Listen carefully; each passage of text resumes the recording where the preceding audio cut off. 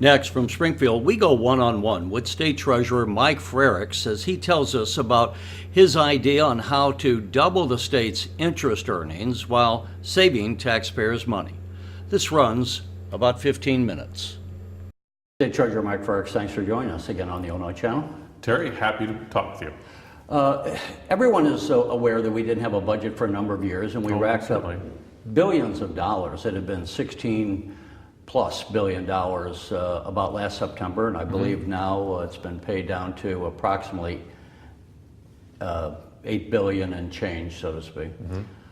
But one of the things that the state was dealing with is we have to pay high rates of interest on those past due bills. And to that end, you just recently, as I understand, came up with an idea of how maybe the state could better manage some of those interest payments, and we wanted to talk to you about what is the concept and how would that benefit people in the state? Yeah, the state has a Prompt Payment Act requiring the state to make its payments within 90 days or to pay a penalty. And that penalty runs 1% interest a month that the bills are late. It turns out to about 12% interest a year we're paying. That to us just sounded ridiculous. And that's meant, since the budget impasse began, the state's paid over $1 billion in interest. That's money that can't be spent fixing our roads or bridges, that's not being invested in our schools. And so in the Treasurer's office, where we're an investor, we said we'd love to get a return of 12%. A guaranteed return, that would be a great investment for us, and that got us thinking, why can't we participate in this? So, legislation we proposed would allow us to buy some of the state's debt. We'd actually reduce the interest rate the state was paying and keep more of that money here in the state. So when we invested money from the road fund into buying state debt, that interest, rather than going to a Wall Street banker, would go into our road fund and could be used to fix our roads and bridges. It's just something that seemed to make sense for us, and we're trying to work out all the details so that we can participate. And you kind of touched on one of the questions I was going to have. Where would the money come from for you to buy the debt, and does the legislation cap how much debt you can buy? Yeah, so this is a frequent question we're asked in this office. When we tell people there's $16 billion in unpaid bills, they say, well, so the state must be broke. Well, the General Revenue Fund doesn't have enough money to pay all its bills, but there are over 700 different state funds for specific purposes. We invest on behalf of about $12 billion at any time. Now, we cannot take that money from the road fund to pay Medicaid bills. It's not a road fund expense. But throughout the course of the winter, we're not using all that money building and growing in the road fund because it's not construction season. So we try and invest that money to get a return to make more money. We do that for lots of different funds out there. So that's where the money comes from. We can't take money directly out of those funds to pay the bills, but we can't invest that money in the vendor assistance program to make more money for the other funds. And so that would, and I should say for the viewers, because it's easy to get confused about how much is the state budget, right? When we talk about the general revenue funds, that people normally use that number as the state budget, which is under the current budget. Spending is $36.5 billion. But the total budget, when you add in all these funds that have been set up to collect money for various purposes, is probably closer to like 59 or 58 billion. I round up to about $60 billion. Yeah. So just so they know, I mean, there's all these different funds, and that's part of what you're doing. While those funds are sitting there, you're investing them somewhat, and that's what you would do here. It's very confusing to a lot of people, but I try and explain to them a lot of those funds are for a specific purpose, for buying large things. So we have an open space land acquisition fund. Money comes into that fund, it grows, but we don't buy our land in square footage. We buy it by acres, many acres at a time. So you need to build up multi-million-dollar balances before you make a purchase. And while those funds are growing, we invest them to try and bring even more interest into the funds. We know that every dollar we can bring in interest is a dollar that the governor and the General Assembly don't have to raise in taxes, or a dollar in cuts they don't have to make somewhere else. Now, if you bought the debt, do we have a certain amount that they would limit you of buying? Has that been discussed? Well, we have some sort of arbitrary limits in our office. We have about $12 billion we invest, but we need to keep a good amount of that liquid to pay bills. Money comes in, it goes out. We invest as short as overnight, as long as 5 years. So we anticipate we could probably buy up to $500 million to maybe $1 billion worth of state debt. So let's say, and we just passed a constitutional amendment not too long ago to prohibit the use of transportation funds, which we collect through the gas tax predominantly, from being used for any other purpose. But as you would say, those funds are sitting there for some period of time, or as you say, the land acquisition money was a good example of monies that would sit there for quite a period of time, maybe some years, I would guess. Yeah. So if you bought let's say $1 billion, just use a round number, of debt, are you anticipating, would it be in the legislation, or would it be up to whomever is the treasurer to decide what the payback time period would be? Yeah, as the chief investment officer, we make decisions here in this office about what investment we'll make. And if this legislation passes, we'll be able to earn about 3.5% interest from the state for our various other funds out there. So this money is not going to be swept out of the fund, but it will be invested.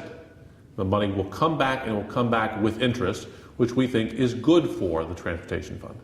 And just to compare, in these times, which are historically low interest rates, when you're investing in short-term financial instruments, you're getting very small rates of return. What would be a typical rate of interest that the state is currently earning when you invest money in short-term instruments? Well, it all depends on how long we're investing for. I think everyone understands if they go to the bank to buy a CD, if they can invest that money for 2 years, they get a higher interest rate than if they invest for 3 months.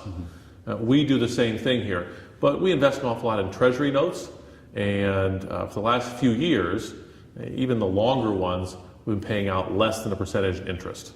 So we probably average somewhere. We've increased this for our overall investment portfolio to about 1.5%. Okay. So when we say the state would pay 3%, obviously you're doubling what the money the state would get. And by the same token, while you're earning twice as much, the state isn't paying 12%. Exactly. So you're saving the taxpayers millions of dollars in interest payments. Yeah, we think this makes a lot of sense. There are a lot of issues we have to work through, to work with the comptroller, and people have concerns out there. But we're looking every day to find ways to maximize more money for the state, to bring in more without raising taxes, and to saving the state expenses. This just seemed like a good issue when we took it to Senator Staines. She understood this, and she's been a great sponsor. And I would just point out the obvious. We say the state would save money. The state doesn't have money, but for the taxpayers, so you're saving the taxpayers money all the way around. Correct. Which frankly, I will admit, I've often said, why are we paying 12% in low interest rates environments? Why doesn't somebody lower that amount? Well, the legislation was meant to be prohibitive.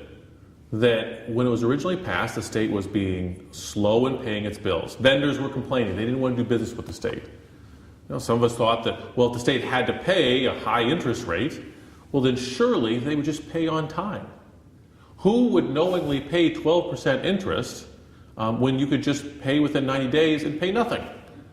Well, it didn't quite work out that way. The governor and the General Assembly went 2 years without passing a budget. Bills piled up, and that meant a great outflow of tax dollars for paying interest. About $1 billion went out towards Wall Street investors. And we think that money could have been spent a lot better here in Illinois, improving our roads and our bridges and our schools.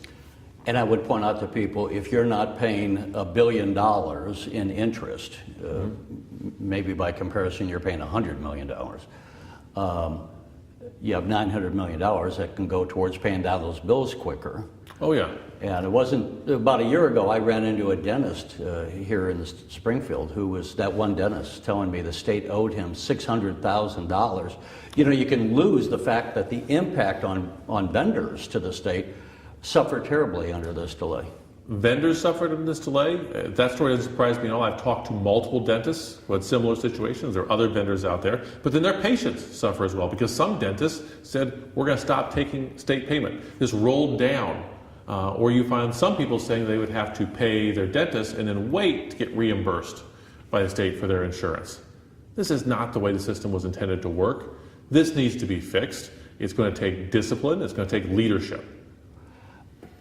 Before we close out on this issue, are you, one, anticipating to have this pass this legislative session? And secondly, as interest rates would ratchet up, as they're anticipated to do, is there a proviso in that legislation to be able to adjust the interest rates accordingly as we go forward?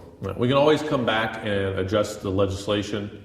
We can make changes there. Our hope is that we can get something passed this year. We've already passed out of the Senate. We're in negotiation with people in the House and hope to start saving the state money this summer. Let's move before time runs out to another issue, which I find interesting, and secure choice. And it was talked about a couple of years ago, and I believe it's passed, and now I kind of lost track of it.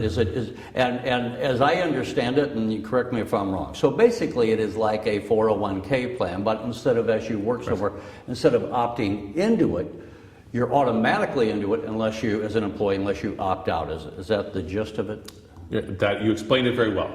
This was legislation that passed a few years ago, was given to the Treasurer's office to set up. This comes out of the fact that we have a retirement crisis in our country. That not enough people are saving money for retirement. Nearly half of Americans have not saved adequately for retirement. About a third of Americans have basically nothing saved. That means they're not going to enjoy their golden years. They're not going to be able to have a retirement with dignity. But it does more than just affect those people, it affects all of us, because then in their golden years, they're using more state services. It costs the rest of us more money. So I think the answer is helping people to save their own money for their retirement. It makes all the sense in the world. Why aren't people doing it? They aren't doing it because it's not easy or convenient. You can see if you work for an employer that has a pension or a 401k, those employees by and large, are saving for their retirement. If you work for an employer that doesn't have a workplace retirement plan, those employees are not. So what we're going to do is we're going to have a workplace retirement savings plan for about 1.2 additional Illinois workers. That they're going to have a percentage of their payroll deducted and put into a IRA account for themselves, and over time they're going to invest it, and it's going to grow, and they're going to have a little nest egg when they reach their retirement.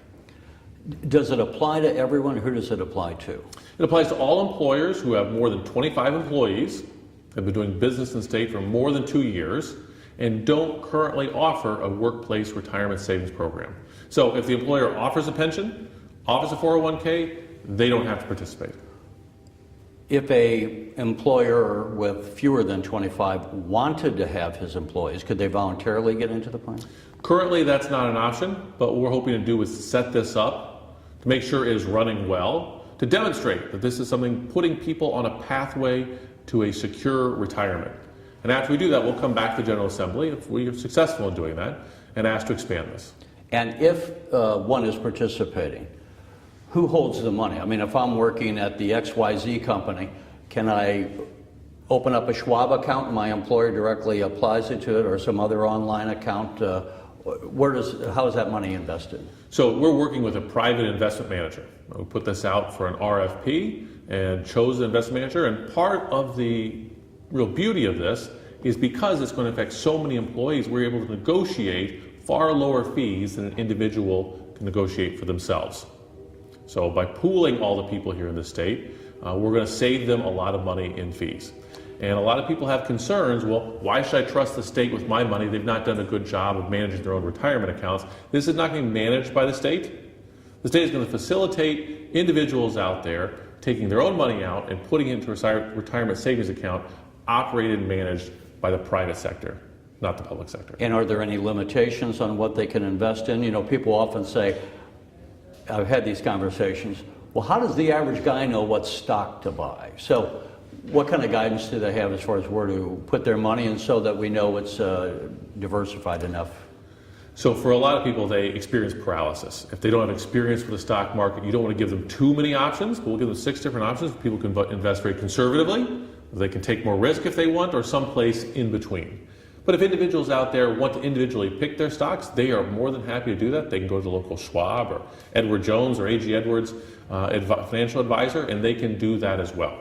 But for the masses of people who don't have that experience, we're trying to keep it very simple and safe for their money. And again, when does this take place, or is it taking place? When do we start this program? We're starting the voluntary pilot program right now. Employers are signing up.